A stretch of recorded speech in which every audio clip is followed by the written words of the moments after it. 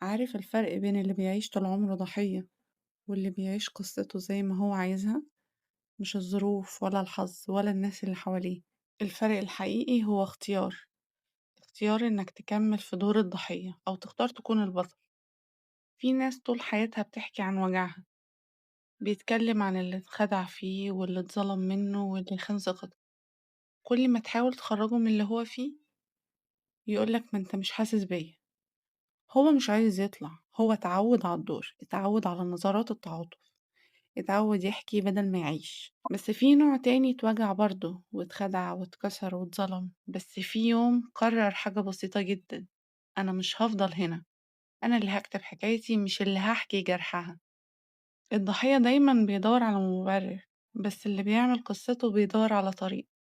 الضحية شايف الناس هي السبب، بس اللي بيصنع قصته شايف نفسه هو البداية. عارف الشخص اللي كل ما تقع عليه مصيبة يقولك هو ده نصيبي، أنا مالي، هعمل إيه؟ هو كده سلم القيادة، ساب العربية تمشي لوحدها واستغرب ليه دخلت في حيطة. لكن اللي بيكتب قصته بإيده بيفكر غير كده، بيقولك أيوة اللي حصل وجعني، بس أنا اللي هقرر أكمل إزاي. الناس غلطت ماشي، بس أنا اللي هتعلم، مش هستنى اعتذارهم. الدنيا وقعتني بس أنا اللي هقوم. الفرق الحقيقي بين الضحية والبطل مش في عدد الوجع، كله بيتوجع، بس في واحد بيحول الوجع لحكاية والتاني بيحول الوجع لهواية. يعني ايه؟ يعني في واحد الوجع علمه وفي واحد الوجع حبسه. اللي اتعلم فهم ان الحياة مش بتدي ضمانات، ان كل وجع جواه ليه معنى، وكل خسارة فيها درس، و- وكل نهاية فيها بداية تانية.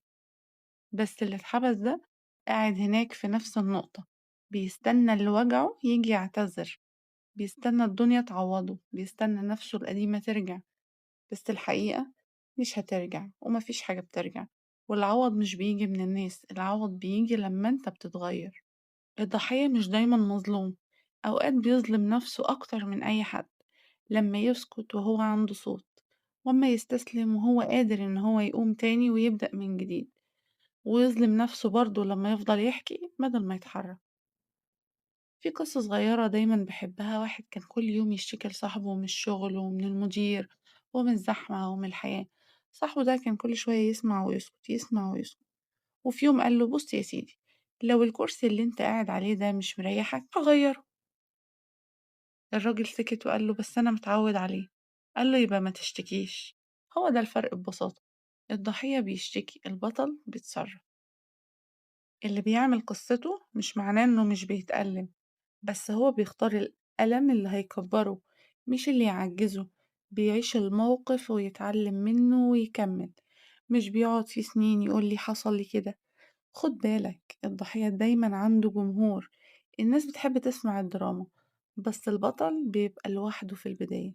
الناس تضحك عليه، تهاجمه، تقول عليه متكبر، بقى أناني، مش شايف غير نفسه بس بعد شوية هما نفس الناس هي اللي بتسأله عملت كده ازاي وبقيت كده ازاي. ما تخليش الوجع يحددك، سيبه يعلمك.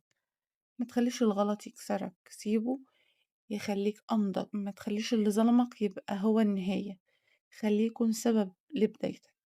كل واحد فينا عنده قصة، بس السؤال: انت اللي كاتب القصة ولا مجرد شخصية فيها؟